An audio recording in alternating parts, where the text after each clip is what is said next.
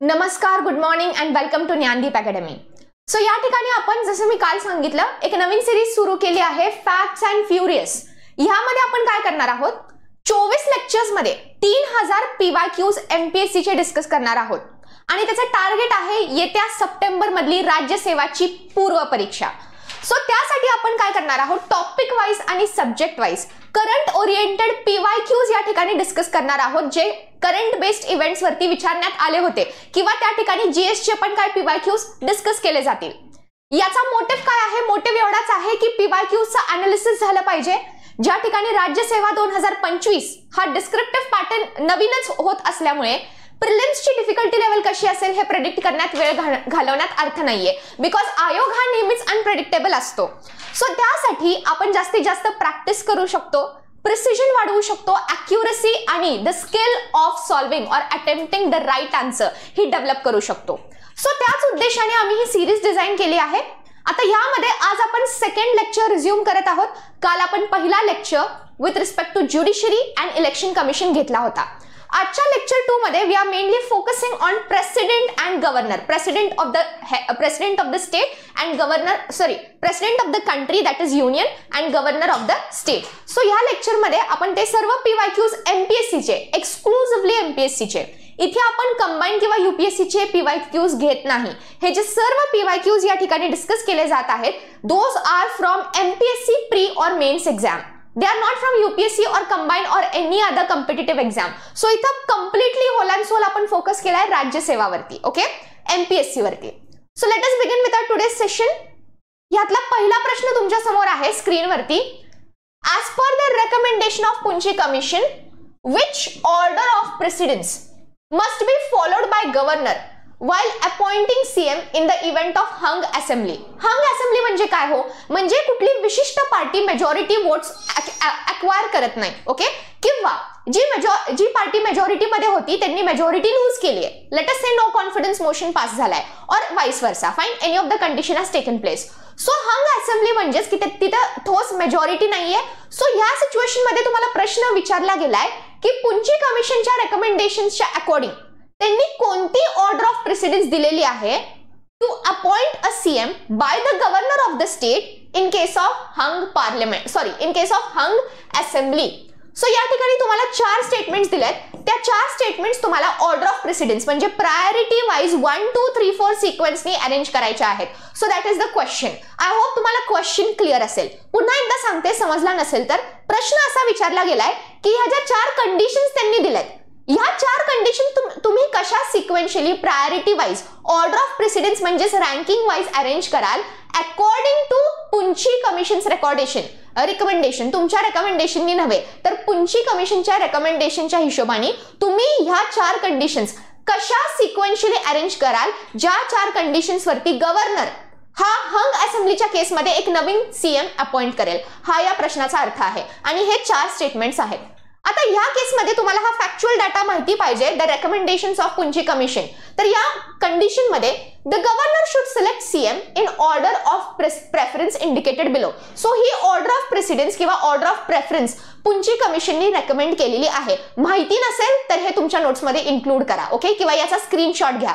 तर त्यामध्ये पहिलं रँकिंग किंवा फर्स्ट ऑर्डर कुणाला देण्यात आली आहे, कुठल्या सिच्युएशनला देण्यात आली आहे. So the group of parties which had pre-poll alliance commanding the largest number.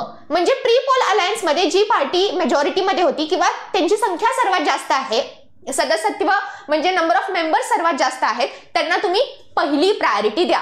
So आता जरी तुम्हाला या ठिकाणी बघा ऑप्शन्स पाहता, जरी तुम्हाला ही ऑर्डर ऑफ प्रेसिडेंसचा पहिला पॉइंट जरी माहित असता तरी तुम्ही हे आन्सर अटेम्प्ट करू शकला असता, कारण या ठिकाणी pre-poll alliance म्हणजेच ऑप्शन बी हे एकाच ऑप्शन मध्ये फर्स्ट ऑर्डरला देण्यात आलेला आहे, दॅट इज ऑप्शन 2 मध्ये. बाकी सर्व ऑप्शन्स मध्ये 1, 3 आणि 4 मध्ये बी कुठेच नाहीये सुरुवातीला, ओके. ऑप्शन 1 मध्ये ए नी सुरुवात होतीये, ऑप्शन 3 मध्ये ए नी सुरुवात होतीये आणि ऑप्शन 4 मध्ये सी नी सुरुवात होतीये. सो एलिमिनेशन टेक्निकने सुद्धा तुम्हाला जरी पहिली ऑर्डर माहित असेल, पहिली ऑर्डर ऑफ प्रेसिडेंस माहित असेल, तरी तुम्ही हे क्वेश्चन अटेम्प्ट म्हणजे हा प्रश्न तुम्ही अटेम्प्ट करू शकला असता. सो या ठिकाणी तुम्हाला काय माहिती असायला हवं, पुंची कमिशनचे रेकमेंडेशन्स, त्या ठिकाणी रेकमेंडेशन्सच्या अकॉर्डिंग ऑर्डर ऑफ प्रेसिडेंस जी देण्यात आली आहे त्या ऑर्डर ऑफ प्रेसिडेन्सच्या अकॉर्डिंग सर्वात पहिली प्रायोरिटी त्या पार्टीला दिली जाते which had pre poll alliance commanding largest number.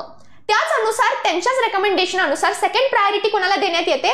The largest single party staking a claim to form the government with the support of others. So the largest party. Fine. So या context मध्ये तुम्ही बघू शकता जे option 2 आहे ते ह्या क्रायटेरियाला आणि पुंची कमिशनच्या रेकमेंडेशन्सला फिट होतंय. सो ह्या प्रश्नामध्ये ह्या आन्सरचं योग्य उत्तर काय असेल? ऑप्शन 2. सो पुन्हा एकदा ज्यांना माहिती नसेल, ज्यांना हे माहिती नाहीये त्यांनी हे नोट करून घ्या. पुंची कमिशनचे recommendations, the order of precedence in case of hung parliament when a governor has to appoint a new CM when no distinct party has specific majority. Fine. So he order of precedence लक्षात ठेवा. वळूयात पुढच्या प्रश्नाकडे. Second question, consider the following statements. आता ह्यामध्ये 3 statements त्यांनी दिलेले आहेत आणि त्या तिन्ही स्टेटमेंट्स आपल्याला अॅनालाइज करायचे आहेत. त्यातली बरोबर आणि चूक ही स्टेटमेंट ओळखायची आहे. तर आता इथे पहिली स्टेटमेंट पहा, द व्हाईस प्रेसिडेंट. आता कुणाबद्दल बोलणं चाललंय? व्हाईस प्रेसिडेंट बद्दल चाललंय. सो पहिली स्टेटमेंट काय सांगते? The vice president of India shall discharge the functions of president when the president is unable to discharge his functions. Ultimately अगदी बरोबर. यात काही शंका नाहीये, काहीच कन्फ्युजन नाहीये. क्लिअर कट स्टेटमेंट आहे. Okay, no confusion. Statement B बघा. आता स्टेटमेंट डी सांगते no procedure has been prescribed by the constitution. त्यांनी स्पेसिफाय केले कॉन्स्टिट्यूशन बद्दल. काय सांगतात ते? No procedure has been prescribed by the constitution. कशासाठी? To determine when the president is unable to discharge his duties. तर आता इथे एक गोष्ट ज्यांना कन्फ्युजन असेल बी स्टेटमेंट मध्ये, ज्यांनी नीट प्रेसिडेंटचा चॅप्टर वाचला असेल लक्ष्मीकांत मधून, त्यांना हे क्लिअरली माहिती आहे की कॉन्स्टिट्यूशननी हे डिक्लेअर केलंय, कॉन्स्टिट्यूशननी हे सांगून दिलंय की vice president will act as president when president is unable to perform his duties. पण कॉन्स्टिट्यूशन ती प्रोसिजर सांगत नाही. Okay, constitution does not lay down the procedure to determine when the president is unable to discharge duties. म्हणजे definitely ती procedure constitution lay down करत नाही की कुठल्या प्रोसिजर थ्रू किंवा कुठल्या कंडिशन्स मध्ये president is unable to perform his duties. Fine. So second statement B पण बरोबर आहे. सी स्टेटमेंट पहा, the power to determine when the president is unable to discharge his duties belongs to president himself. Ultimately प्रेसिडेंटच्या वतीने कोणी decision घेऊ शकत नाही. सो प्रेसिडेंटच ठरवेल की when he is unable to perform his duties. त्याच्यासाठी दुसरा कोणी डिसिजन घेणारा पार्लमेंटमध्ये म्हणजे ऑथॉरिटाइज्ड नाहीये. फाईन. सो ही ऑथॉरिटी दुसऱ्या कोणाला ग्रँट करण्यात आलेली नाहीये. सो स्टेटमेंट सी सुद्धा या ठिकाणी बरोबर आहे. आता आयडियली अशा क्वेश्चन्स मध्ये स्टेटमेंट ए आणि सी हा क्लिअर कट स्टेटमेंट म्हणजे ह्या क्लिअर कट स्टेटमेंट्स होत्या.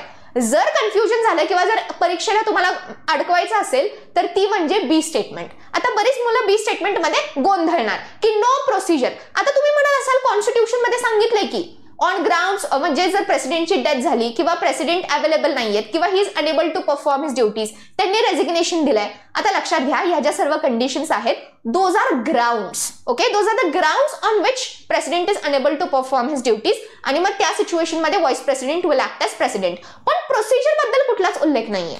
ठीक आहे. सो कॉन्स्टिट्यूशन मध्ये there is no procedure which is prescribed to determine when the president is unable to discharge his duties. Grounds भले एक दोन सांगितले असतील पण प्रोसिजर बद्दल कुठलाच उल्लेख नाहीये. सो स्टेटमेंट बी सुद्धा काय आहे? योग्य स्टेटमेंट आहे, चूक नाहीये. आता यामध्ये त्यांनी विचारलंय करेक्ट आणि रॉंग ओळखायचंय. So according to the statement, according to the question, all 3 statements are correct. There is no wrong statement in this question. So your option becomes option 4. All statements are correct. Okay. With this, let us move ahead to the next question. आता इथे which one of the following statement is correct? म्हणजे तुम्हाला योग्य statement निवडायची आहे. तर त्यामध्ये पहिली स्टेटमेंट बघा. The previous sanction of the president is required for introducing in parliament any bill for amendment of the constitution. म्हणजे they are talking about constitutional amendment bill. आता इथे एक गोष्ट लक्षात ठेवा, कॉन्स्टिट्यूशनल अमेंडमेंट बिल कोणीही इंट्रोड्यूस करू शकतं. लोकसभा किंवा राज्यसभाचा सदस्य, त्या ठिकाणी प्रायव्हेट मेंबर किंवा मिनिस्टर हे देखील कॉन्स्टिट्यूशनल अमेंडमेंट बिल इंट्रोड्यूस करू शकतात. पण ते इंट्रोड्यूस करण्यासाठी प्रायर रेकमेंडेशन ऑफ प्रेसिडेंट गरजेची नसते. There is no prior recommendation required for introducing a constitutional amendment bill. So statement 1 काय आहे?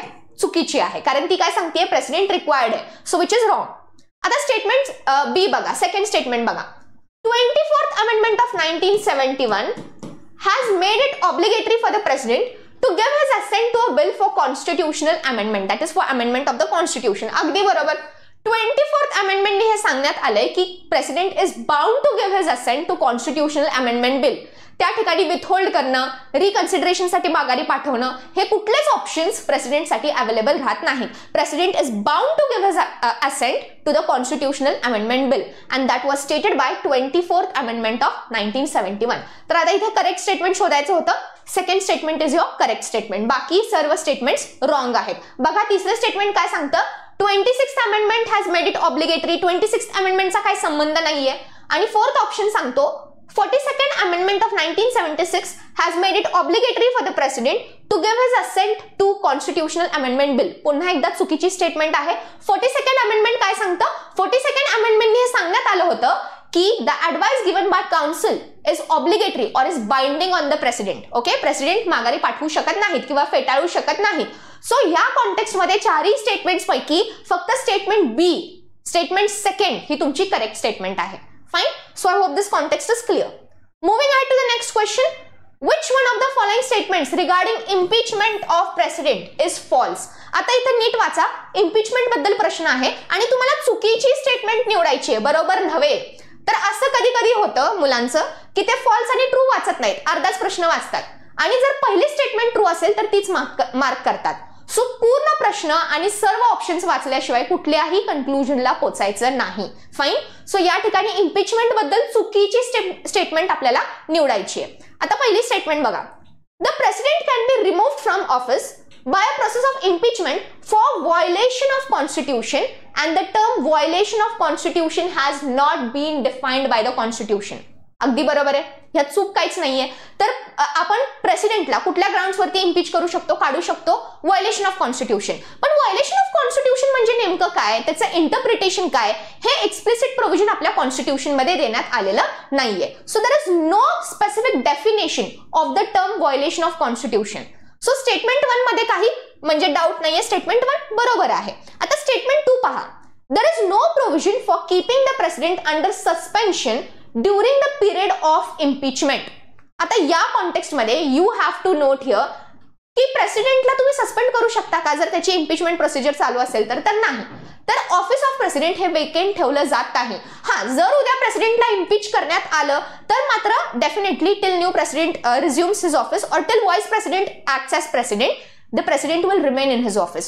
So office of president हे vacant ठेवलं जात नाही. So there is no provision for keeping president in suspension during the period of impeachment. He statement सुद्धा काय आहे, बरोबर स्टेटमेंट आहे. आता स्टेटमेंट 3 पहा. All the members of the parliament have the right to participate in the election and impeachment of president. आता इथे फक्त इम्पीचमेंट बद्दल विषय चालला नाहीये. They are talking about election and impeachment. म्हणून इथं जरा गडबड होते, म्हणून ही स्टेटमेंट जरा वियर्ड होते. त्यांनी काय सांगितलंय की पार्लमेंटचे सर्व सदस्य म्हणजे कोण, ऑल मेंबर्स म्हणजे नेमकं कोण, इलेक्टेड आणि नॉमिनेटेड. म्हणजे पार्लमेंटमध्ये जे सर्व सदस्य आहेत, इलेक्टेड मेंबर्स, नॉमिनेटेड मेंबर्स, ते सर्व members, all the members of parliament have the right to participate in the election and impeachment of president. आता इलेक्शन म्हटलं की ही स्टेटमेंट चुकतीये, कारण प्रेसिडेन्शियल इलेक्शन मध्ये फक्त इलेक्टेड मेंबर्स काय करू शकतात, त्यांचं वोट कास्ट करू शकतात किंवा they can participate for voting in the election of president. Nominated सदस्य प्रेसिडेन्शियल इलेक्शन मध्ये इलेक्टोरल बॅलेट मध्ये पार्टिसिपेट होत नाहीत किंवा इन्क्लूड करण्यात येत नाहीत. ओके, सो त्यामुळे स्टेटमेंट 3 ही चुकीची स्टेटमेंट आहे. सो ह्य इनकरेक्ट विचारलंय, फॉल्स विचारलंय. सो स्टेटमेंट 3 हे तुमचं योग्य ऑप्शन ठरतं. फाईन. वळूयात नेक्स्ट क्वेश्चन कडे. Consider the following statements. तर तुम्ही बघितलं असेल रिसेंट आता UPSC ची परीक्षा झाली, त्यामध्ये पण एक ट्रेंड बघितला असेल की statement wise question, this is the new trend in MPSC आणि UPSC. मेजॉरिटी प्रश्न जे तुम्हाला विचारले जातात वेगवेगळ्या सब्जेक्ट्स मध्ये, especially polity and geography, they are statement wise questions and even in environmental science. Okay, so तिथे काय करतात, 3-4 स्टेटमेंट्स देतात सुरुवातीला. म्हणजे 5-6 वर्षापूर्वी 1-2 स्टेटमेंट्स दिले जायचे, पण अलीकडे म्हणजे मागच्या 2-3 वर्षांमध्ये 4-5 किंवा ऍटलीस्ट 3 to 4 स्टेटमेंट्स दिले जातात आणि त्यातले तुम्हाला योग्य स्टेटमेंट्स निवडायचे असतात. आता या ज्या टेक्निक्स आहेत किंवा असे जे प्रश्न आहेत ते अल्टिमेटली टाइम डिमांडिंग आणि तिथं प्रेझन्स ऑफ माइंड खूप जास्त महत्वाचा ठरतो. तर अशा प्रश्नांमध्ये गोंधळून जायचं नाहीये. एक स्टेटमेंट व्यवस्थित A to Z वाचायची आहे, त्यानंतर तिथं म्हणजे तिथंच पुढे राईट किंवा रॉंग मार्क करायचंय, म्हणजे तुमचा टाइम वेस्ट होणार नाही. ओके, कारण होतं काय बऱ्याचदा मुलांनी म्हणजे स्टुडंट्स काय करतात, पहिला स्टेटमेंट वाचली, फाईन, फर्स्ट स्टेटमेंट वाचल्यानंतर ते सेकंड स्टेटमेंट वाचतात, तोपर्यंत विसरून गेलेले असतात की फर्स्ट स्टेटमेंट बरोबर होती का चूक. सो त्यासाठी काय करायचं, फर्स्ट स्टेटमेंट वाचल्यानंतर त्याच्या समोर काय करायचं, बरोबर म्हणजे टिक मार्क किंवा क्रॉस करायचं if it is correct or wrong. Fine, मग सेकंड स्टेटमेंट कडे जायचं आणि जेव्हा तुम्ही 3 किंवा 2 किंवा 4 स्टेटमेंटचं अनालिसिस कराल, then you are suppose to see the options given below ABCD. Fine, so this is the procedure which you follow for saving time and having accuracy.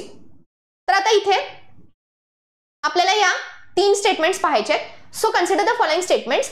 Under article 361, governor is not answerable to any court for performance of power and duties of his office. Ultimately अगदी बरोबर, article 361 हे article 14चं exception आहे, equality before लॉचं exception आहे, की ज्यामध्ये governor आणि प्रेसिडेंटला ही special privilege असते की they are not answerable to any court during their term of office. So statement 1 अगदी बरोबर आहे. स्टेटमेंट 2 काय सांगते बघा, no criminal proceedings can be instituted or continued in any form as long as the president is in the office of the as long as the person is in the office of the governor. पुन्हा बरोबर, त्यांच्या against म्हणजे governor किंवा प्रेसिडेंटच्या against कोणतीही criminal proceeding conduct केली जाऊ शकत नाही as long as they hold their office. Okay, so statement B सुद्धा काय आहे, बरोबर आहे. आता स्टेटमेंट C बघा, the office of president is more ceremonial than functional but the governor's office is ceremonial as well as functional. आता ही statement मी पुन्हा वाचते आणि ह्या स्टेटमेंटचा अर्थ समजून घ्या. Okay, before driving the conclusion. ते काय सांगतात, the office of president is more ceremonial than functional, but the governor's office is ceremonial as well as functional. आता त्यांना काय सांगायचं, they are talking actually about the real powers, de jure किंवा de facto powers which lie in the hands of the president as well as governor. आता या ठिकाणी बघायचं झालं तर if you compare president and governor, तर ह्या condition मध्ये लक्षात घ्या, if you talk about 2 discretionary powers, 2 डिस्क्रिशन्स असतात, सिच्युएशनल डिस्क्रिशन आणि कॉन्स्टिट्यूशनल डिस्क्रिशन. तर या केसमध्ये सिच्युएशनल डिस्क्रिशन आणि कॉन्स्टिट्यूशनल डिस्क्रिशनचा जर विचार केला तर प्रेसिडेंटकडे फक्त सिच्युएशनल डिस्क्रिशन आहे. Whereas if you think about governor has been imparted with situational as well as constitutional discretionary powers. So ultimately discretionary powers जास्ततः गव्हर्नर कडे आहेत as compared to your president of the union. Okay, so या context मध्ये ultimately president काय आहे, फक्त nominal head आहे, de jure head आहे, डी फॅक्टो हेड नाहीये. डी फॅक्टो हेड कोण आहे, सेंटर मध्ये तुमचे PM आहेत, बरोबर. ऑन द अदर हँड गव्हर्नरकडे कंपॅरेटिव्हली जास्त पॉवर्स देण्यात आलेले आहेत as compared to president of the union. So comparatively जर हे स्टेटमेंट आपण पाहिलं की president is ceremonial head than functional आणि governor is both ceremonial as well as functional head, तर हे स्टेटमेंट काय आहे, बरोबर स्टेटमेंट आहे. फाईन, त्यात चूक काहीच नाहीये. आणि त्यांनी प्रश्न काय विचारलाय, which among the following statements are correct, तर ऑप्शन 3 दॅट इज ABC हे तुमचा करेक्ट ऑप्शन राहील ह्या ठिकाणी. Fine, so this was again a tricky question. Moving ahead to the next question. आता इथे त्यांनी विचारले which one among the following statements is incorrect. तुम्हाला चुकीचे स्टेटमेंट निवडायची आहे among the given statements. So या ठिकाणी स्टेटमेंट्स पहा. The governor is the constitutional head of his state just as the president is of the union. Ultimately very correct. त्यात काहीच वाद नाहीये, त्यात काहीच कन्फ्युजन नाहीये. स्टेटमेंट B काय सांगतं, the governor is the model of a nominal head like the president as at the center. हे पण बरोबर आहे. आता तिसरे स्टेटमेंट काय सांगतं बघा, the governor has clearly spelled out specific areas of discretionary powers just as the president of India. आता इथं गडबड होते, हे स्टेटमेंट अगदी चुकीचं आहे. आत्ताच मी सांगितलं की कॉन्स्टिट्यूशननी स्पेसिफिक सिच्युएशनल आणि कॉन्स्टिट्यूशनल डिस्क्रिशनरी पॉवर्स गव्हर्नरला हँडओव्हर केलेल्या आहेत, तशा सिच्युएशनल डिस्क्रिशनरी पॉवर्स प्रेसिडेंटला आहेत. फॉर एक्झाम्पल, जर हंग पार्लिमेंट असेल, जर कुठलीच पार्टी मेजॉरिटीमध्ये नसेल तर ते सिच्युएशनल डिस्क्रिशन झालं आणि त्या सिच्युएशन मध्ये प्रेसिडेंट हा PM ला निवडू शकतो. पण या ठिकाणी प्रेसिडेंटकडे जशा गव्हर्नरकडे कॉन्स्टिट्यूशनल डिस्क्रिशनरी पॉवर्स आहेत तशा कॉन्स्टिट्यूशनल डिस्क्रिशनरी पॉवर्स प्रेसिडेंटकडे नाहीयेत. So ultimately governor has clearly spelled out specific areas of discretionary powers. Specific areas म्हणजेच they are talking about constitutional discretion. Okay, पण ते कॉन्स्टिट्यूशनल डिस्क्रिशन मात्र तुमच्या प्रेसिडेंटला देण्यात आलेलं नाहीये. सो या ठिकाणी statement 3 is incorrect, statement 3 is wrong.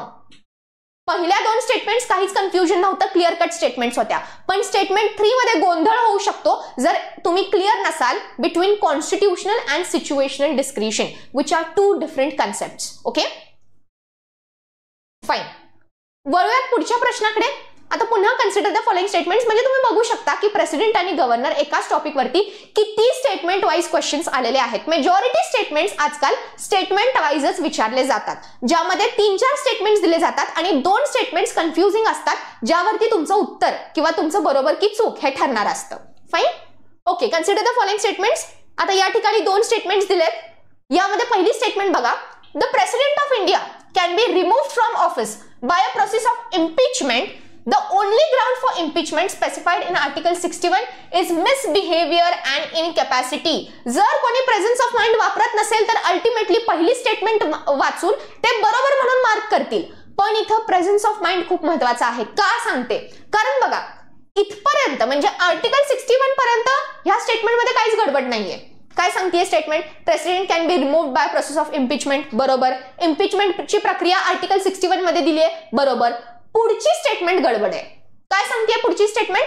Grounds सांगतेय इम्पीचमेंटची जी आर्टिकल 61 अंडर देण्यात आली आहे, that is misbehaviour and incapacity which is wrong. आता मिसबिहेवियर आणि इनकॅपॅसिटी ह्या ग्राउंड्स वरती तुम्ही जज ऑफ सुप्रीम कोर्ट किंवा हायकोर्ट यांना रिमूव्ह करू शकता, प्रेसिडेंटला नव्हे. तर आर्टिकल 61 मध्ये जी कंडिशन दिली आहे to impeach the president, that is violation of constitution. Clearly mention केलंय, व्हायोलेशन ऑफ कॉन्स्टिट्यूशन. तर ही कंडिशन त्यात देण्यातच आलेली नाहीये, that is misbehaviour and incapacity. So statement 1 ही चुकीची स्टेटमेंट आहे, कारण मिसबिहेवियर आणि incapacity these are the removal conditions for a जज of supreme court or high court, not for the president of India. So under article impeachment, under article 61, the grounds for impeachment of a president is violation of constitution.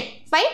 Second statement पहा, the impeachment resolution must be passed by special majority of each house, that is majority of total membership of each house and a majority of not less than 2/3 of the members present and voting. अगदी बरोबर. तर special मेजॉरिटीने दोन्ही हाऊसेसनी pass करावी लागते impeachment procedure, तर आणि तरच प्रेसिडेंटला पदावरून काढलं जाऊ शकतं, इम्पीच केलं जाऊ शकतं. Fine. So statement B is correct. आता इथं आन्सर्स पाहता, statement B is correct, that is second statement, second option is your right answer. Okay. Statement 1 नीट वाचायची होती शेवटपर्यंत. Next question. The name of the candidate for the office of Vice President of India has to be proposed by. आता इथं प्रपोजर्सची संख्या विचारली आहे, तर प्रेसिडेंट आणि व्हाईस प्रेसिडेंटच्या इलेक्शन मध्ये लक्षात घ्या प्रपोजर्स आणि सेकंडर्स किती असतात. तर प्रेसिडेंटच्या केसमध्ये 50 असतात, 50 proposers and 50 seconders. In case of vice president it is 20 not 25. बरेच विद्यार्थी इथं गोंधळ करतात, 25 मार्क करतात, पण या ठिकाणी प्रपोजर्सची संख्या आणि सेकंडर्सची संख्या in case of vice presidential election is 20 not 25. A point to be remembered. Okay. Next question, which one among the following statement is not correct विचारले. ठीक आहे, नॉट वाचायला विसरायचं नाही. तर आता या ठिकाणी 4 स्टेटमेंट दिलेत, त्यातली एक चुकीची स्टेटमेंट आपल्याला निवडायची आहे. आता पहिली स्टेटमेंट पहा, the president of India has no clearly spelled out specific area of discretionary power whereas the governor has. अगदी बरोबर. ही स्टेटमेंट आपण काही वेळापूर्वी वेगळ्या प्रश्नात पाहिली होती. बरोबर स्टेटमेंट आहे. सेकंड स्टेटमेंट बघा, the validity of anything done by the governor can be called in question on the ground that he ought or ought not to have acted in his discretion. अगदी चुकीची statement आहे. जेव्हा governor त्यांची discretionary power वापरतात, त्या discretionary पॉवरच्या व्हॅलिडिटीला cross check केलं जाऊ शकत नाही किंवा त्यावरती प्रश्नही उत्पन्न केला जाऊ शकत नाही. The discretionary power of governor exercised during his office cannot be questioned in any court or by anyone. So second statement ultimately चुकीची स्टेटमेंट आहे. ही क्लिअर कट स्टेटमेंट तुमच्या लक्ष्मीकांत मध्ये आहे. ओके.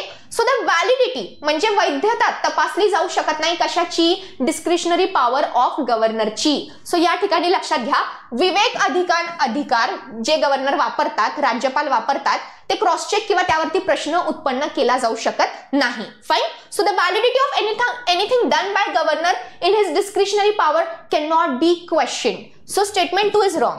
तरी पण स्टेटमेंट 3 एकदा क्रॉस चेक करा. After 42nd amendment cabinet advice has been made binding on the president but no such provision has been made with respect to governor. अगदी बरोबर. 42nd amendment ने काय सांगितलं? 42nd amendment ने सांगितलं की the advice given by council of ministers is binding on the president, म्हणजे प्रेसिडेंटला ती फॉलो करावीच लागेल.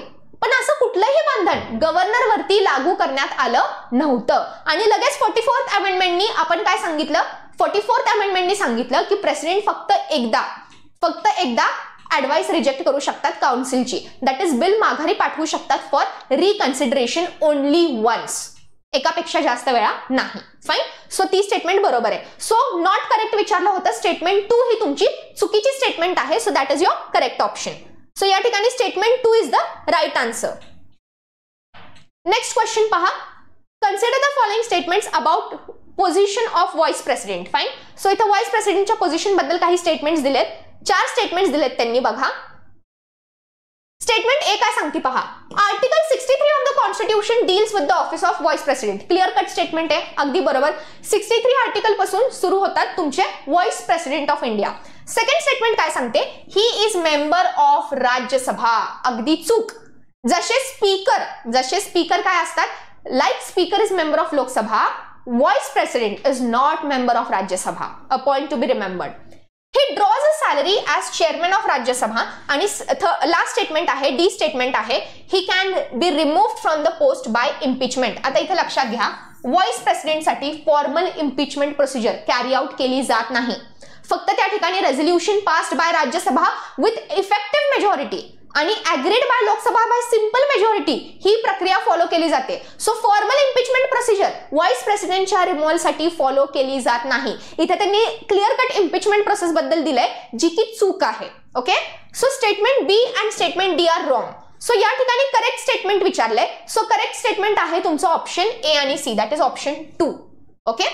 सो या ठिकाणी मेंबर ऑफ राज्यसभा चुकीचं होतं आणि he can be removed by impeachment which is again wrong. इम्पीचमेंटनी फक्त प्रेसिडेंटला पदावरून काढलं जाऊ शकतं. त्या ठिकाणी व्हाईस प्रेसिडेंटसाठी फॉर्मल इम्पीचमेंट प्रोसिजर फॉलो केली जात नाही. दिस is not my statement, this is again given in Laxmikanth. Okay. वळूयात पुढच्या प्रश्नाकडे. आता यामध्ये which among the following statements are correct. कशाबद्दल? Regarding powers of a governor to reserve a bill for the consideration of the president. महत्वाचा मुद्दा जो सध्या सुद्धा चर्चेत आहे, ज्यावरती अगदी मागच्या 3 आठवड्यांपासून आर्टिकल छापले जात होते तुमच्या हिंदू न्यूजपेपरमध्ये. तर आता ह्यामध्ये डेफिनेटली हा करंट मध्ये आर्टिकल किंवा मुद्दा असल्यामुळे ह्यावरती प्रश्न येण्याची शक्यता आपण नाकारू शकत नाही. फाईन. सो आता ह्यामध्ये आपल्याला करेक्ट स्टेटमेंट्स निवडायचे with respect to the powers of a governor to reserve a bill for the consideration of the president. आता ह्यामध्ये बघा पहिला आर्टिकल काय सांगतोय? It is laid down in article 201. Now you are going to tell me, तुम्ही मला सांगणार आहात की हे स्टेटमेंट 1 आर्टिकल 201 बरोबर आहे का चूक? कशाबद्दल प्रश्न विचारलाय? पुन्हा एकदा वाचा. powers of a governor to reserve a bill for the consideration of the president. So they are talking about powers of a governor, not functions or duties of a president. नीट प्रश्न वाचा आणि मग ऑप्शन्स वाचा. So you are going to tell me statement A बरोबर आहे का चूक आहे. तोपर्यंत आपण खालचे स्टेटमेंट्स डिस्कस करूया. So do mention in the chat box whether statement A is right or wrong. Statement B काय सांगते बघा. It is not a discretionary power of the governor. Ultimately बरोबर, अगदी बरोबर स्टेटमेंट आहे. आता बरेच स्टुडंट्स इथं गोंधळ करतात. कशामध्ये? की आर्टिकल म्हणजे हा जो आर्टिकल आहे की ज्या ठिकाणी गव्हर्नरला ही पॉवर देण्यात आली आहे की he can reserve certain bills for the consideration of president. तर लक्षात ठेवा ही डिस्क्रिशनरी पॉवर नाहीये. कारण कॉन्स्टिट्यूशनच्या according governor is also bound by the aid and advice of council of ministers, that is CM and his council. बरोबर. So ultimately काही circumstances असतात जे सर्कमस्टन्सेस कॉन्स्टिट्यूशन मध्ये देण्यात आले की ज्यामध्ये गव्हर्नर काय करू शकतो की सर्टन बिल्स रिझर्व करू शकतो प्रेसिडेंटच्या कन्सिडरेशनसाठी. सो ही मनमर्जीने होऊ शकत नाही. So it is not a discretionary power of governor. Fine. So या ठिकाणी बी स्टेटमेंट करेक्ट आहे. सी स्टेटमेंट बघा. It is compulsory if the bill endangers the position of a high court. So जर एखादं बिल एंडेंजर करत असेल position of high court तर ते रिझर्व केलं गेलं पाहिजे for the consideration of the president. आता ह्याबद्दल आपण नंतर डिस्कस करू. आता लास्ट स्टेटमेंट पण चूक आहे. Provision of reserving the bill for consideration of president is applicable to state of Jammu Kashmir. काहीच संबंध नाहीये. बरोबर. आता इथे ऑप्शन्स त्यांनी कसे दिलेत बघा आणि तुम्हाला काय विचारलंय? करेक्ट स्टेटमेंट विचारली आहे. आता तुम्ही मला सांगा ऑप्शन ए बरोबर आहे का चूक? Yes. What is your comment on this? Yes, good morning. Just answer the first statement. A statement सांगा मला. It is laid down in article 201. So ज्या विद्यार्थ्यांना आर्टिकल 200 आणि आर्टिकल 201 मध्ये कन्फ्युजन आहे त्या विद्यार्थ्यांनी इथं खास पार्टिसिपेशन दाखवा आणि मला सांगा स्टेटमेंट ए जी सांगितली आहे त्यांनी, स्टेटमेंट ए योग्य आहे की अयोग्य? Yes, tell me. You are going to tell me this answer. Statement A, is it right or wrong? तर या ठिकाणी लक्ष द्या. आर्टिकल 200 आणि आर्टिकल 201 मधला बेसिक डिफरन्स काय सांगतो? आर्टिकल 200 ही गव्हर्नरची पॉवर आहे, ही गव्हर्नरची ऑथॉरिटी आहे. कुठली authority? To reserve a certain bill. That is for example हे एक्स बिल आहे. हे एक्स बिल प्रेसिडेंटच्या कन्सिडरेशनसाठी राखीव ठेवायचं का नाही किंवा ठेवायचं, ही जी ऑथॉरिटी आहे, ही जी पॉवर आहे गव्हर्नरची, त्या पॉवर बद्दल सांगण्यात आलंय आर्टिकल 200 मध्ये. मग आर्टिकल 201 काय सांगतो? Article 201 talks about the power or the role of president with respect to consideration of the bills reserved by the state legislature for his consideration. So या ठिकाणी 201 आर्टिकल काय सांगतो? हे जे एक्स बिल रिझर्व करण्यात आलंय त्यांच्या कन्सिडरेशन साठी, त्याच्यावर त्यांनी लवकरात लवकर ऍक्शन घेतली पाहिजे आणि त्यांचं असेंट दिलं पाहिजे किंवा रिजेक्ट केलं पाहिजे. Okay, so that is the power of the president or the duty of president to act on the bills reserve for his consideration by the state legislature. So या दोन आर्टिकल्स मधला फरक, त्यासाठी मुद्दाम मी हा प्रश्न घेतलाय. बऱ्याच विद्यार्थ्यांना इथं कन्फ्युजन होतो. Many students get confused between article 200 and 201. So आजपासून हे कन्फ्युजन ठेवायचं नाहीये. आर्टिकल 200 गव्हर्नरच्या पॉवर बद्दल सांगतोय, to reserve a certain bill for the consideration of president, and article 201 is talking about the power of president to act on that bill which are reserved for his consideration. So 200 प्रेसिडेंटच्या duties बद्दल सांगतो आणि 200 हा गव्हर्नरच्या authority किंवा त्यांच्या powers बद्दल सांगतो. Fine. So don't get confused between this two articles henceforth. So that was the only intention behind this question. आणि त्या पद्धतीने आपण पुढच्या प्रश्नाकडे वळूयात. आता इथं प्रश्न काय आहे बघा. प्रेसिडेंट ऑफ इंडिया इज, आणि यातले करेक्ट स्टेटमेंट्स आपल्याला निवडायचे आहेत. त्यांनी ABCD 4 स्टेटमेंट्स दिलेले आहेत. आता प्रेसिडेंट बद्दल प्रश्न आहे या ठिकाणी. So president of India is commander in chief of Indian armed forces, अगदी बरोबर. पार्ट ऑफ एक्झिक्युटिव्ह ब्रांच, अगदी बरोबर. Part of legislative branch. तर या ठिकाणी ज्या विद्यार्थ्यांना कन्फ्युजन असेल की प्रेसिडेंट फक्त एक्झिक्युटिव्हचे पार्ट असतात, तर लक्षात घ्या president is also part of legislature of union. Okay, so या ठिकाणी president is part of legislative branch, he statement सुद्धा बरोबर आहे.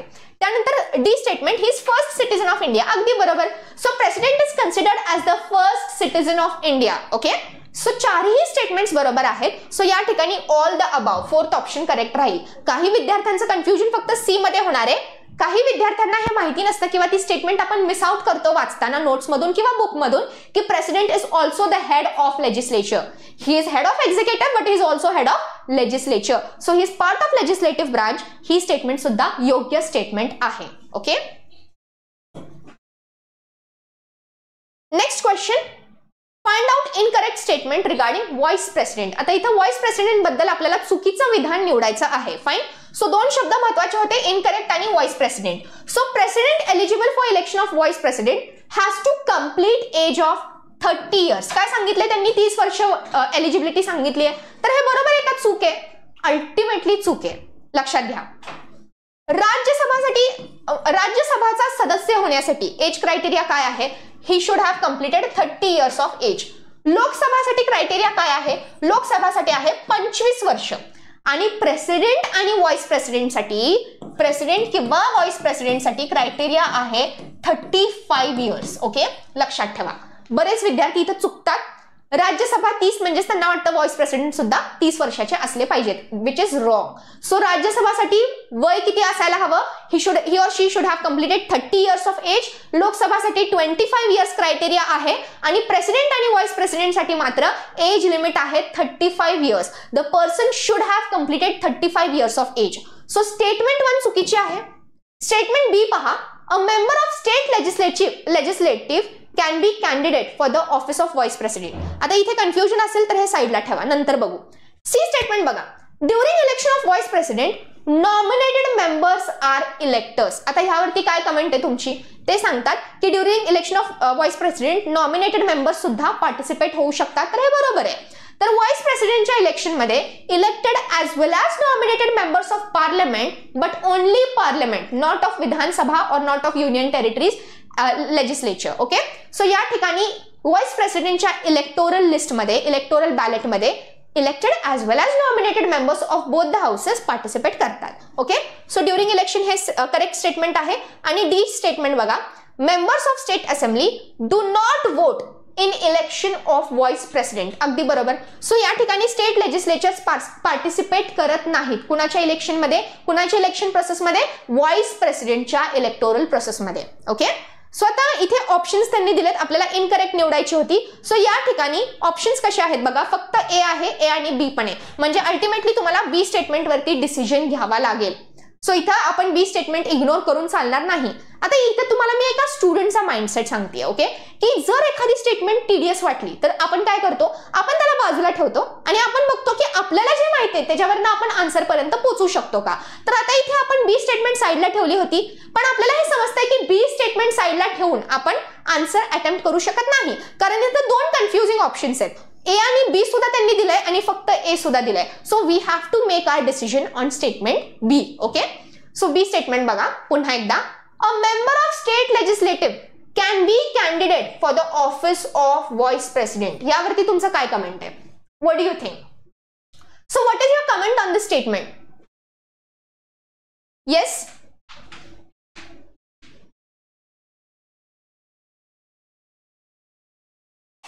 येस, हे राज्यसेवासाठीच चाललंय, एमपीएससी साठीच चाललंय हे डिस्कशन्स आणि या सिरीज.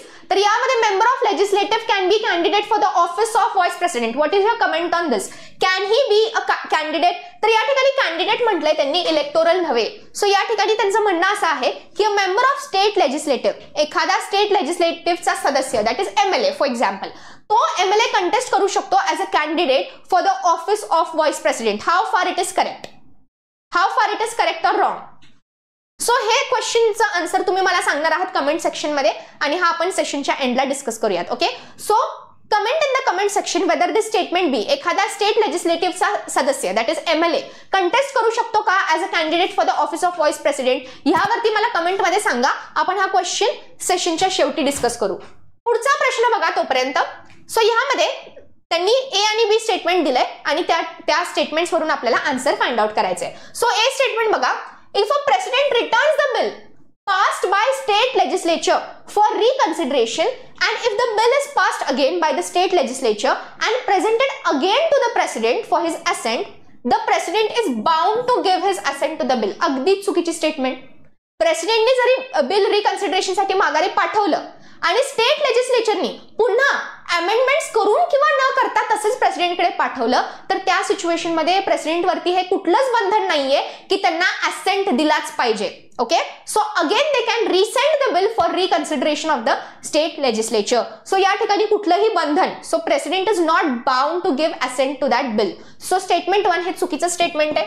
स्टेटमेंट बी बघा काय सांगते, the constitution has fixed a period of 6 months within which president has to take decision with regard to bill reserved by governor for his consideration. तर पुन्हा एक गोष्ट लक्षात घ्या, कॉन्स्टिट्यूशननी अशी कुठलीही टाइम लिमिट, कुठलीही वेळेचं बंधन प्रेसिडेंट वरती लागू केलेलं नाहीये to take action on the bills reserved by the state legislature. So असं कुठलंही टाइम बाउंड पिरियड किंवा 6 मंथ्स वगैरे असा कुठलाच टाइम बंधन त्यांच्यावरती देण्यात आलेलं नाहीये. फाईन. सो या कॉन्टेक्स्ट मध्ये स्टेटमेंट बी सुद्धा काय आहे, चुकीचं स्टेटमेंट आहे. जे त्यांनी सांगितलंय 6 महिन्याचा कालावधी, तर तो ऍक्च्युअली कालावधी कुठं लागू होतो, जर प्रेसिडेंटनी बिल रिकन्सिडरेशन साठी स्टेट लेजिस्लेचरला पाठवलं तर स्टेट लेजिस्लेचरला 6 महिन्यात ते बिल चेंजेस करून किंवा चेंजेस न करता प्रेसिडेंटकडे पुन्हा पाठवावं लागतं. पण प्रेसिडेंटवरती ऍक्शन घेण्यासाठी कुठलीही टाइम लिमिट कॉन्स्टिट्यूशन मध्ये प्रिस्क्राइब नाहीये. सो स्टेटमेंट बी सुद्धा काय आहे, चुकीची स्टेटमेंट आहे. आता इथे आपल्याला काय करायचंय, आन्सर्स मध्ये बघा, both statements are correct, both statements are false. So according to this question answer 4, option 4 is your correct answer. दोन्ही स्टेटमेंट, दोन्ही विधाने चुकीची आहेत. ओके, वळूयात पुढच्या प्रश्नाकडे. Next question of the day, who selects, कोण निवडतं the chairperson and members of cyber appellate tribunal. तर या कॉन्टेक्स्ट मध्ये central government in consultation with the chief justice of India. आता हा प्रश्न मुद्दाम का घेतला, कारण बरेच विद्यार्थी या क्वेश्चन मध्ये प्रेसिडेंट ऑप्शन मार्क करून येतात आणि चुकतात. तर इथे लक्षात घ्या, सायबर अपिलिएट ट्रिब्युनल त्याच्या अपॉइंटमेंट्स मध्ये त्यांचे चेअरपर्सन सिलेक्ट करण्याच्या बाबतीत रोल कोणाचा असतो, तर रोल असतो सेंट्रल गव्हर्नमेंटचा, केंद्र सरकारचा, in consultation with CGI of India, not in consultation with PM. Okay, हा मुद्दा लक्षात ठेवा. सो या ठिकाणी ऑप्शन 4 तुमचं बरोबर उत्तर राहील.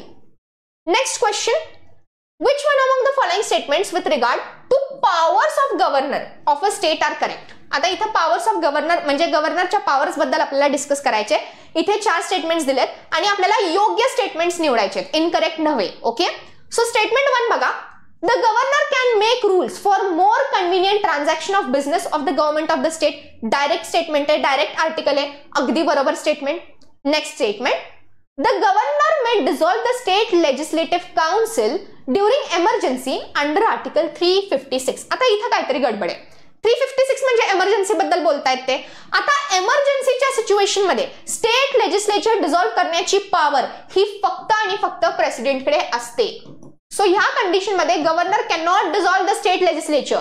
President will dissolve the state legislature and that too after approval of parliament. President त्यांच्या डिस्क्रिशनने किंवा अगदी इमर्जन्सी डिक्लेअर केल्या स्टेट लेजिस्लेचर डिसॉल्व्ह करू शकत नाही. पार्लमेंटला ते पारित करावं लागतं. ओके, आणि त्यानंतर प्रेसिडेंट डिसॉल्व्ह करू शकतात.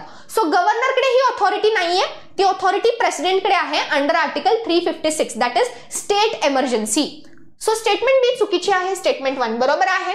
स्टेटमेंट सी बघा, the governor has the power to decide on questions relating to the disqualification of the members of state council of ministers. आता ही स्टेटमेंट जर कॉन्ट्रोवर्शियल वाटत असेल तर आपण साइडला ठेवूया. फाइन. आता डी स्टेटमेंट बघा, once the governor reserves a bill for the president's consideration, the subsequent enactment of the bill is in the hands of the president and the governor shall have no further part in its career. अगदी बरोबर. जेव्हा governor हे ठरवतात की एखादं bill ते प्रेसिडेंटच्या कन्सिडरेशनसाठी reserve करणार आहेत, त्या पॉइंटला गव्हर्नरचा रोल संपतो. तिथून पुढे त्या बिलचं जे काय करायचं असेल, जे काय भविष्य असेल ते प्रेसिडेंट ठरवणार. त्यामध्ये गव्हर्नरचा कुठलाही सहभाग, कुठलाही रोल येत नाही. So when a governor reserves a bill for president's consideration, his role ultimately ends then and there. Okay, so statement D सुद्धा बरोबर आहे. आता स्टेटमेंट सी वगळता आपण आन्सर डिराइव्ह करू शकतो का हे आपण बघूयात. ओके, सो करेक्ट स्टेटमेंट्स आपल्याला निवडायचे. सो त्या ठिकाणी स्टेटमेंट ए आणि डी कुठे बसतंय, स्टेटमेंट ए आणि डी या 2 ऑप्शन्स मध्ये बसतंय आणि त्या ठिकाणी स्टेटमेंट बी चुकीचं आहे हे आपल्याला माहितीये. सो 4th ऑप्शन कॅन्सल झाला कारण स्टेटमेंट बी रॉंग आहे. So ultimately A and D is your correct answer. Option 3 is your correct answer by elimination technique और बाय प्रिसिजन टेक्निक. कारण इथं आपल्याला डाऊट होता सी स्टेटमेंट बद्दल. मी इथं माझं माइंडसेट सांगत नाहीये, मी इथं स्टुडंटचं माइंडसेट तुम्हाला दाखवून देते की how you should be able to attempt questions from the content which you know and from the content which you are sure about.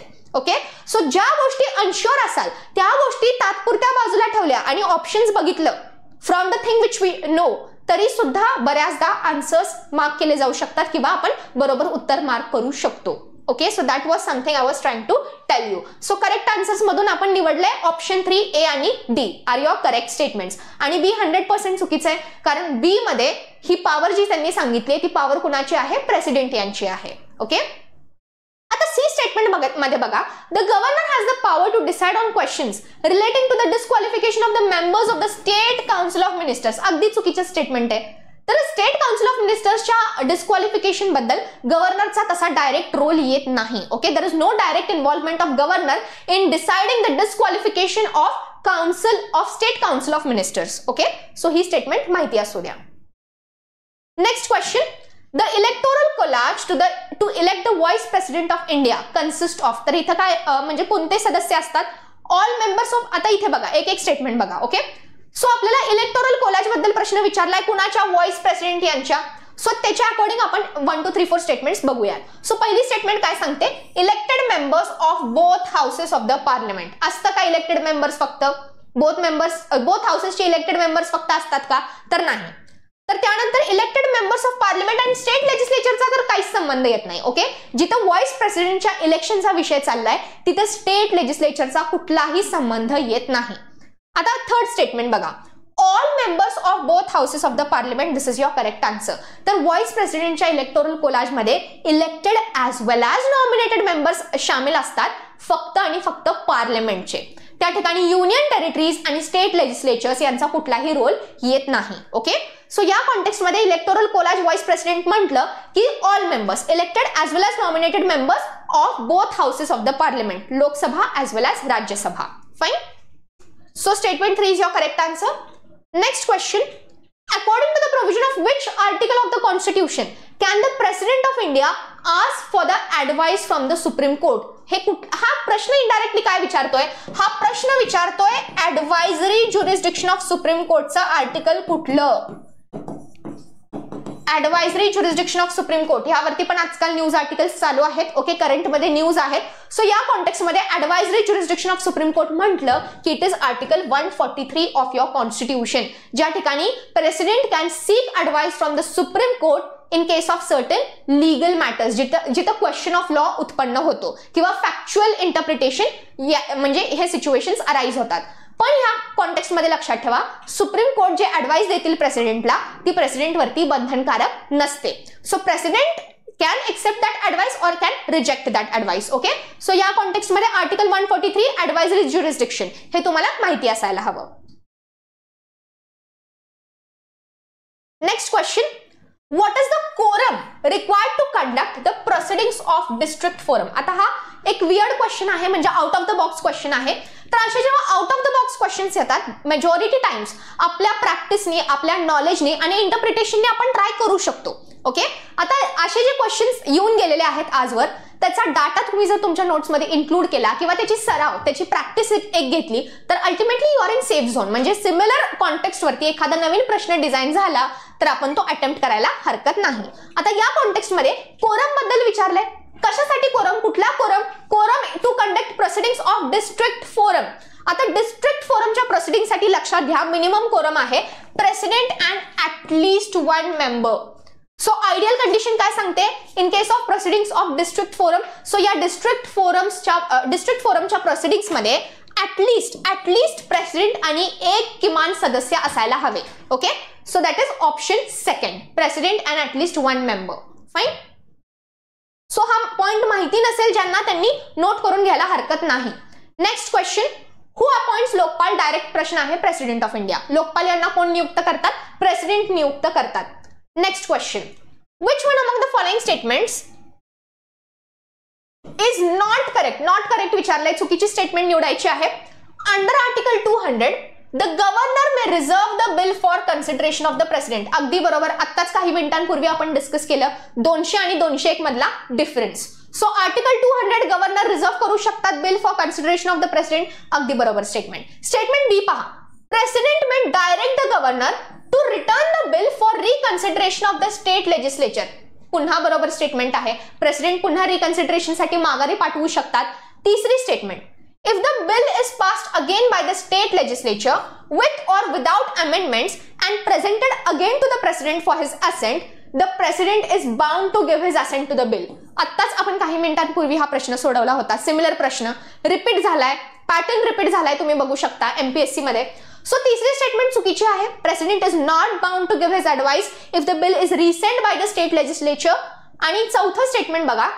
The Constitution has not prescribed any time limit within which the president has to take decision. हे सुद्धा आत्ताच आपण discuss केलं की constitution मध्ये time मर्यादेबद्दल किंवा time बंधन कुठलंच नाहीये प्रेसिडेंट वरती to act on the bill or to make decision on the bill reserved to him by the state legislature. So statement 4 सुद्धा बरोबर आहे. नॉट करेक्ट विचारलं होतं. स्टेटमेंट 3 है रॉंग है. ओके, इनकरेक्ट है. So that is your correct answer. Next question बघा. Consider the following provisions. आता यामध्ये पहिलं स्टेटमेंट त्यांनी दिलंय की the residuary powers have been left with the centre. आता यावरनं काय कन्क्लूड करायचं आपल्याला? हे 4 स्टेटमेंट्स त्यांनी दिलेले आहेत आणि प्रश्न काय विचारतोय which of the above if absent, म्हणजे ह्या 4 प्रोव्हिजन्स पैकी कुठले प्रोव्हिजन्स जर ऍब्सेंट असते तर ते इंडियन कॉन्स्टिट्यूशनला अजून जास्त फेडरल इन नेचर बनवतील. प्रश्न समजून घ्या आधी. Okay, before you read the statements first understand the question. 4 statements दिले. त्यांचा प्रश्न काय आहे? त्यांचा प्रश्न असा आहे की ह्या 4 प्रोव्हिजन्स पैकी कुठले ते प्रोव्हिजन्स आहेत जे जर अस्तित्वात नसते तर इंडियन स्ट्रक्चर अजून जास्त फेडरल असतं in nature. Okay, so that is the question. So look at the first statement.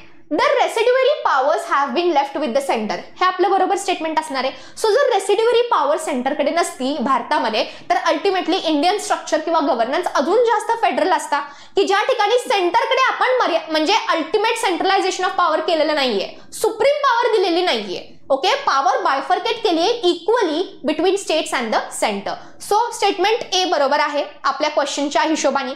Statement B बघा, powers divided between the states and the central governor. आता डेफिनेटली हेच तर फेडरल नेचरचं डेफिनेशन आहे ना, की there is bifurcation of powers between the state and the centre. So B आपल्या क्रायटेरियामध्ये फिट होत नाही. त्यांनी विचारलंय कुठले प्रोव्हिजन्स नसते तर, ओके, नसते तर बघायचंय. So definitely B is itself defining the federal feature of the Indian constitution. So B statement आपल्या क्वेश्चनच्या कॉन्टेक्स्टमध्ये फिट होत नाही. सी स्टेटमेंट बघा, president enjoys absolute veto over the state bills. Ultimately जर प्रेसिडेंटकडे ऑब्सोल्यूट विटो नसती तर याचा अर्थ काय झाला, की स्टेट बिल्स वरती स्टेट लेजिस्लेचर आणि प्रेसिडेंटचे अधिकार हे समान आहेत किंवा इक्वल आहेत. बरोबर. सो अल्टिमेटली सी सुद्धा आपल्या विंडोमध्ये फिट होते.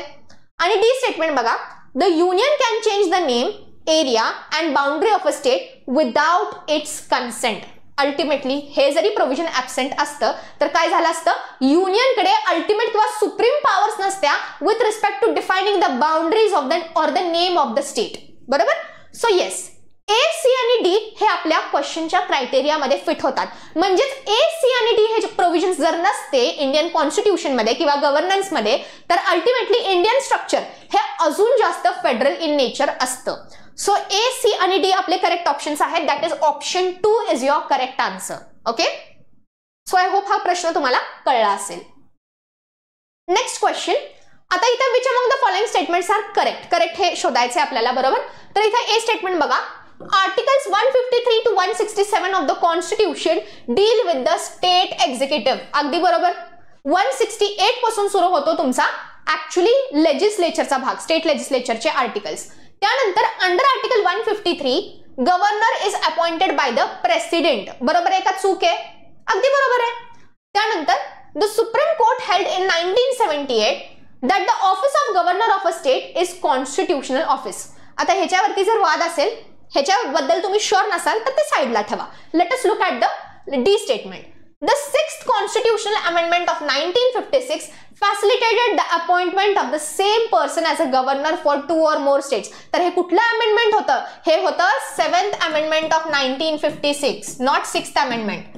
सो हे 7th Amendment आहे. सो स्टेटमेंट डी चुकीची आहे. स्टेटमेंट ए आणि बी करेक्ट आहे. आता इथं ऑप्शन्स बघा, A, B, C statement are correct and D statement is wrong. आता हे असेल का नाही आपल्याला माहित नाही, आपण साईडला ठेवूया. आता सेकंड स्टेटमेंट बघा, A statement is correct, B, C and D are wrong. आता हे पुन्हा चुकीचं आहे. थर्ड ऑप्शन काय सांगतं, A and B statements are correct and C and D are wrong. हे पुन्हा आपल्याला माहित नाहीये, हे आपल्याला माहित नाहीये, हे आपल्याला माहित नाहीये. फोर्थ ऑप्शन बघा, C and D are correct, चुकलं. So now we have to make a choice between option 1 and option 3.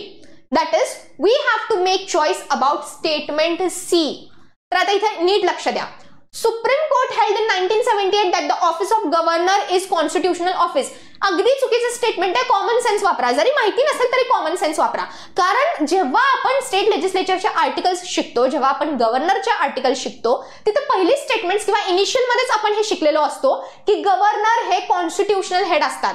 गव्हर्नरचं office हे कॉन्स्टिट्यूशनल ऑफिस आहे. त्यासाठी सुप्रीम कोर्टाने कुठल्या केसमध्ये सांगायची गरज नाहीये. सुप्रीम कोर्टाने त्यांच्या एस्टॅब्लिशमेंट पासूनच हे म्हणजे एक्सेप्ट केलं होतं की the office of governor is a constitutional office. So ते कुठल्या स्पेसिफिक केसशी लिंक केलं जात नाही. हे फक्त तुम्हाला कन्फ्यूज करण्यासाठी हे स्टेटमेंट देण्यात आलं होतं परीक्षेमध्ये. त्याच्या मागचा बाकी कुठलाच उद्देश नाहीये. Okay, so statement C is vague, statement C is wrong. So या ठिकाणी तुमचं option 3 that is A and B are correct and C and D are wrong. हे आन्सर किंवा हे ऑप्शन या ठिकाणी योग्य आहे. कारण सुप्रीम कोर्टाने आधीपासूनच त्याच्या एस्टॅब्लिशमेंट पासूनच आधीपासूनच कॉन्स्टिट्यूशनने सुद्धा हे जारी केलंय की गव्हर्नरचं ऑफिस हे कॉन्स्टिट्यूशनल पद आहे, कॉन्स्टिट्यूशनल ऑफिस आहे. So there is no need to declare by supreme court in any respective cases. This is just to fool you all. Okay, next question बघा. आता नेक्स्ट क्वेश्चन डायरेक्ट आहे, match the following type of question. तिथे तुम्हाला articles माहिती पाहिजेत. त्यासाठी मुद्दाम मी सांगितलं की असे प्रश्न रिपीटेडली एमपीएससीने विचारलेत ज्या ठिकाणी मॅच द फॉलोइंग किंवा डायरेक्ट एखादा आर्टिकल विचारलाय. So union, fundamental rights, DPSP पहिले दोन तुमचे पार्ट्स ऑफ द कॉन्स्टिट्यूशन, त्यासोबत judiciary, state legislature, election commission, languages, official language, हे काही आर्टिकल्स तुम्हाला पाठच पाहिजे. हे काही स्पेसिफिक शॉर्ट प्रश्न आहेत. त्यानंतर म्हणजे SC ST अँग्लो इंडियन्सचं रिझर्वेशन. फाईन. सो हे ठराविक सेक्टर्स आहेत जे तुम्हाला पाठ पाहिजे, ज्यातले आर्टिकल्स तुम्हाला तोंड पाठ हवेत, तिथं तुम्हाला ऑप्शन नाहीये. फाईन. सो हे लक्षात असू द्या. सो हे काही आर्टिकल्स तुम्हाला पाठ असायला हवेत. Direct match the following type of question आहे, त्यात डिस्कशन करण्याचा काही पॉइंट नाहीये. Next question, according to which article governor appoints Anglo Indian community representatives in Vidhan Sabha. Direct प्रश्न त्यांनी विचारलाय. Article 333 of your constitution which gives the governor power to appoint Anglo Indian representative in Vidhan Okay, Article 333. Next question, which among the following statements is incorrect? In reality, vice president is elected by Lok Sabha alone. आता काय म्हणणं आहे यावरती तुमचं? तर vice प्रेसिडेंटच्या electoral college मध्ये कोण कोण असतं इलेक्शनसाठी, म्हणजे वोट कास्ट करण्यासाठी, निवडण्यासाठी. So in case of vice president's election, electoral college consists of, आत्ताच काही मिनिटापूर्वी आपण बघितलं, all the members of both houses of the parliament, म्हणजेच इलेक्टेड आणि नॉमिनेटेड सदस्य लोकसभा ॲज वेल ॲज राज्यसभेचे. सो स्टेटमेंट 1 चुकीचं आहे. लोकसभा अलोन दिलंय त्यांनी, which is wrong. Second statement काय सांगतं बघा, in that way council of states has been denied the right to elect it's leaders. अगदी चुकीचं आहे. Council of states that is Rajya Sabha सुद्धा सहभागी असतो in case of election of vice president. So both your statements are wrong. त्यांनी विचारलंय incorrect कुठलं आहे. So both are incorrect. Okay, जर करेक्ट विचारलं असतं तर तुमचा ऑप्शन असतो 4, neither. Okay, next question, which among the following two statements is correct विचारलंय त्यांनी. तर या ठिकाणी ए स्टेटमेंट बघा, a member of the state legislature can not contest for the post of vice president. पुन्हा एकदा ती स्टेटमेंट आली आहे. काय म्हणणं आहे तुमचं? कुणी सांगितलं नाहीये अजून ह्याच्यामध्ये, कमेंट चॅट बॉक्स मध्ये अजून कुणी सांगितलं नाहीये. सेम क्वेश्चन रिपीट झालाय जो मगाशी तुम्हाला मी विचारला होता की can a member of state legislature contest for the post of vice president. हे तुम्ही मला उत्तर सांगणार आहात. त्याच्या मागे एक रिझन आहे की मी तुम्हाला का सांगते, मला याचा उत्तर सांगा. कारण याचा एक पॅराग्राफ, याचा एक अखंड पॅराग्राफ तुमच्या बुकमध्ये आहे, लक्ष्मीकांत मध्ये आहे. सो या निमित्ताने तरी तुम्ही ते वाचाल. ओके, तो चॅप्टर उघडून वाचाल. So you are going to tell me this first statement. हे दोन्ही प्रश्न मी शेवटी डिस्कस करेन. ओके, किंवा उद्याच्या सेशनमध्ये, आज टाइम जर नाही पुरला तर आपण उद्याच्या सेशनमध्ये सुरुवातीला हा कॉन्टेक्स्ट डिस्कस करू. पण तुम्ही मला सांगणार आहात स्टेटमेंट ए हे योग्य आहे का अयोग्य. Then we will proceed with the further question. Okay, next question, who said the job of a governor is to run a hotel and entertain guests? So हे स्टेटमेंट कोणाचं होतं? NV गाडगिल यांचं होतं. बरोबर. So it was a statement given by NV Gadgil. Next question, statement A आणि statement बी त्यांनी दिलंय आणि तुम्हाला त्यावरून बरोबर स्टेटमेंट निवडायचंय. आता स्टेटमेंट ए काय सांगतं बघा, the president of India is executive head of federal government. अगदी बरोबर. एक्झिक्युटिव्ह हेड कोण आहेत? प्रेसिडेंट आहेत आपल्या भारताचे, नो डाऊट. स्टेटमेंट बी, त्याचं रिझन काय दिलंय त्यांनी, आर स्टेटमेंट काय दिलंय, he is the supreme commander of the defence forces. अगदी बरोबर, त्यात पण काय वाद नाहीये, त्यात पण काय चुकीचं नाहीये. He is the supreme commander of defence forces हे आपण प्रेसिडेंटच्या पॉवर्स मध्ये किंवा त्यांच्या ऑथॉरिटीज मध्ये शिकतो. आता स्टेटमेंट ए आणि बी पाहता ह्या दोन स्टेटमेंटचा आपापसात संबंध आहे का? तर स्टेटमेंट ए सांगते प्रेसिडेंट हे एक्झिक्युटिव्ह हेड आहेत फेडरल गव्हर्नमेंटचे आणि स्टेटमेंट बी सांगतात की ते कमांडर आहेत डिफेन्स फोर्सेसचे. तर आता या दोन्ही गोष्टी एकमेकांशी संबंधित नाहीयेत. Okay, so both statements are true but R is not explanation of A. म्हणजे स्टेटमेंट बी हे तुमचं, स्टेटमेंट 2 हे तुमचं करेक्ट ऑप्शन आहे. नेक्स्ट क्वेश्चन, पुन्हा स्टेटमेंट बेस्ड क्वेश्चन जो तुमचा प्रेसिडेंट वरती आला होता. स्टेटमेंट ए सांगतं the president of India is indirectly elected. बरोबर आहे का चूक? अगदी बरोबर. प्रेसिडेंटचं डायरेक्ट इलेक्शन होत नाही, त्यांना इनडायरेक्टली निवडलं जातं from amongst the members of parliament, elected members of parliament, elected members of Vidhan Sabha and union territories of Delhi and Pondicherry. Okay, reason काय सांगितलंय त्यांनी बघा, under the parliamentary system of government the head of the state is only a nominal head. De jure head आहेत ते, म्हणजे त्यांच्या हातात real powers आपण दिलेल्या नाहीयेत आणि म्हणूनच प्रेसिडेंटची निवडणूक ही इनडायरेक्ट पद्धतीने होते. कारण अल्टिमेट पॉवर्स जी लोक त्यांचे रिप्रेझेंटेटिव्ह निवडतायत, सो अल्टिमेट पॉवर ही प्रेसिडेंटच्या हातात आहे का डिसिजन घेण्याची? नाही. He is just a nominal head. म्हणजे काउन्सिल जे ऍडवाइस करेल फक्त त्याच्या अकॉर्डिंग प्रेसिडेंट म्हणजे त्यांची कामं पार पाडतील, ओके, एक्झिक्यूट करतील. So is not the real head of the state, he is de jure head, that is nominal head of the state. आणि म्हणूनच त्यांचं इलेक्शन हे इनडायरेक्ट पद्धतीने केलं जातं, डायरेक्टली केलं जात नाही. Fine. So again, statement 1 is your correct option, that is B is correct explanation of A. Okay, both statements are true and B is correct explanation of A. Next question, what is not true of the ordinance issued by the president when parliament is not in session? कुठला article आहे ऑर्डिनन्सचा? Article 123 of your constitution, जो सांगतो ऑर्डिनन्सच्या power बद्दल. आता इथे एक गोष्ट विशिष्ट लक्षात ठेवा, ऑर्डिनन्स हे केव्हा म्हणजे ग्रँट केलं जाऊ शकतं? When both the houses are not in session, only one of the houses in session. आणि पुन्हा एकदा लक्षात ठेवा, ऑर्डिनन्स ही प्रेसिडेंटची डिस्क्रिशनरी पॉवर नव्हे, कारण ऑर्डिनन्स त्याच्या मर्जीने प्रेसिडेंट काढू शकत नाहीत. त्यासाठी काउन्सिलची ऍडवाइस, काउन्सिलचं मत घेणं हे बंधनकारक असतं प्रेसिडेंटवरती. आणि त्या ठिकाणी एक कंडिशन असायला हवी की दोन्हीपैकी एकच हाऊस सेशन मध्ये आहे, तरच ऑर्डिनन्स पास केलं जाऊ शकतं. So ordinance is not at all a discretionary power of president, a point to be noted. Fine. So ते इथे बघा, it shall be laid before parliament if the parliament disapproves it within 6 weeks. The disapproval comes into effect. Ultimately, ऑर्डिनन्सचे 3 fates असतात, 3 future असतात. जर ordnance 6 weeksच्या आधी दोन्ही houses जर रिअसेंबल झाले 6 आठवड्यांच्या आत, आणि जर त्यांनी ऑर्डिनन्स कॅन्सल केला तर ऑर्डिनन्स तिथल्या तिथे संपेल, तिथल्या तिथे त्याचं अस्तित्व संपेल. Okay, the disapproval comes into effect, correct statement आहे, यात काही चूक नाहीये. स्टेटमेंट बी पहा, if the parliament does not pass disapproval within 6 weeks, the ordinance comes into effect. म्हणजे डेफिनेटली 6 weeks मध्ये ते इफेक्ट मध्ये येईल. जर ते डिसअप्रूव्ह झालं नाही तर त्यात पण काही चूक नाहीये. आता ह्यामध्ये सी स्टेटमेंट बघा, if two houses reassemble on different dates, the period of 6 weeks is counted from earlier of the two. तर ही स्टेटमेंट चुकीची आहे. जर 2 हाऊसेस वेगळ्या डेट्सला रिअसेंबल झाले तर 6 आठवडे कुठून काउंट करणार तुम्ही? 6 आठवडे from the latter of the meeting of the 2 houses, not earlier. So statement C चूक आहे, स्टेटमेंट डी बरोबर आहे. आता इथं ऑप्शन जर तुम्ही पाहिले, fine, which is not true विचारले, तर नॉट ट्रू मधून तुम्ही डेफिनेटली तुमचा आन्सर कन्क्लूड करू शकता. 4 स्टेटमेंट्स आपण म्हणजे कन्क्लुजन्स डिराईव्ह केलेलं आहे. Fine. Next question, okay, article 123 ordnance बद्दल इथं माहिती आहे, नंतर तुम्ही वाचू शकता. Next question, what criteria have been suggested by Sarkaria Commission when a person is to be appointed as a governor of the state? So according to the recommendations of the Sarkaria Commission, कुठले त्यांनी conditions lay down केले होते for a person to be eligible to be appointed as a governor? म्हणजे according to Sarkaria Commission कुठल्या व्यक्तीला पात्र म्हणून consider केलं जावं to be appointed as a governor? तर त्यामध्ये बघा, he should be eminent in some walk of life, he should be a person from outside the state to ensure neutrality of decisions, बरोबर.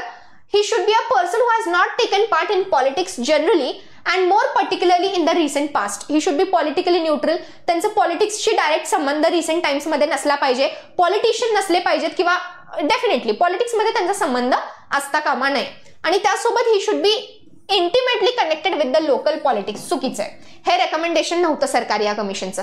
सरकारिया कमिशनचं नेहमीपासूनच हे मत होतं, हे म्हणणं होतं की ज्या व्यक्तीला तुम्ही गव्हर्नर म्हणून निवडाल, ही should be politically neutral. Okay, त्याचा पॉलिटिकल कनेक्शन म्हणजे त्यांचे पॉलिटिकल कनेक्शन्स किंवा पॉलिटिकल पार्टीमध्ये सहभाग वगैरे असता कामा नये. So statement D definitely wrong आहे. आता त्यांनी काय विचारलं होतं, विच क्रायटेरिया आर कन्सिडर्ड, म्हणजे तुम्हाला योग्य स्टेटमेंट्स निवडायचे. सो ह्या गिव्हन ऑप्शन्स मधून डी ऑप्शन तर बसतच नाही, म्हणजे डी जिथं आहे ते ऑप्शन्स तुमचे कट होतात. म्हणजे तुमचं राहिलं ऑप्शन 1, 2 and 3. आता ऑप्शन 1, 2 आणि 3 मधलं अल्टिमेटली थर्ड ऑप्शन हे तुमचं योग्य ऑप्शन आहे, that is A, B and C. All 3 are correct statements according to the recommendations of the Sarkaria Commission. Okay. Next question. There is Council of Ministers to aid and advise President, who in the exercise of his functions acts in accordance with such advice. However, आता इथे 3 statements दिलेत, ते आपल्याला analyse करायचे. The President cannot ask the Council of Ministers to reconsider such a advice. चूक. 44th अमेंडमेंटने हे सांगितलंय की प्रेसिडेंट एकदा ऍडवाइस फेटाळू शकतात आणि रिकन्सिडरेशनसाठी माघारी पाठवू शकतात. बी स्टेटमेंट बघा, the question whether any advice was tendered by the council of ministers to the president can be enquired only by the supreme court. अगदी चुकीचं स्टेटमेंट आहे. सिक्रेसी मेंटेन केली जाती. जी ऍडवाइस काउन्सिल प्रेसिडेंटला देईल त्यावरती कुठलाही कोर्ट त्याच्यावरती प्रश्न उचलू शकत नाही किंवा त्याचं जस्टिफिकेशन मागू शकत नाही. ती ऍडवाइस कम्प्लिटली सिक्रेट आणि कॉन्फिडेन्शियल ठेवली जाते. ओके, तर सिक्रेसी मेंटेन केली जाते. सो सेकंड स्टेटमेंट सुद्धा रॉंग आहे. थर्ड स्टेटमेंट बघा, if a member of parliament gets disqualified to be a member and he contests election before the expiry of his term of office, he can remain as a minister. कधीपर्यंत? until he is declared elected. काहीच संबंध नाहीये. उगाच तुम्हाला confuse करण्यासाठी असं म्हणजे वेडवाकडं statement त्यांनी फ्रेम केलंय, पण त्या स्टेटमेंटला काहीच मिनिंग नाहीये. कारण जर एखादा मेंबर ऑफ पार्लिमेंट डिस्क्वालिफाय झाला तर अल्टिमेटली त्याचा टर्म तिथंच संपेल. तो फ्रेश इलेक्शन्स मध्ये उभा राहू शकतो का नाही हा नंतरचा भाग आहे. पण he can not continue his office till the expiry of his term if he contests in another upcoming elections. So हे स्टेटमेंट कम्प्लिटली म्हणजे चुकीचं आहे. It is flawed statement. So C statement is also wrong. आता इथे त्यांनी काय विचारलं होतं आपल्याला, करेक्ट स्टेटमेंट निवडायचे. None is correct. All 3 statements are wrong. तिन्ही स्टेटमेंट्स काय आहेत? चुकीचे आहेत. Okay, next question. We did not give him any real powers, but we made his position one of the authority and dignity. कुणाचं वक्तव्य होतं हे? पंडित जवाहरलाल नेहरू यांचं. Okay, so it was statement given by him. So अशा प्रकारे we have come towards end of today's session. So आजचा session specifically आपण governor आणि प्रेसिडेंट यांच्याबद्दल PYQs अनालाइज केले. आता पुढचा सेशन जो असेल त्यावेळेस आपण आता टाइम लिमिटेड आहे. सो या कॉन्टेक्स्टमध्ये जो प्रश्न मी तुम्हाला विचारला होता की ते स्टेटमेंट शोधा आणि त्याचं उत्तर मला सांगा, ते आपण अपकमिंग सेशन दॅट इज मंडेच्या सेशनमध्ये तो प्रश्न पहिल्यांदा डिस्कस करू आणि तिथून पुढच्या टॉपिकला आपण रिझ्यूम करू. So next we will be meeting on next upcoming Monday, पुढच्या आठवड्याच्या सोमवारला.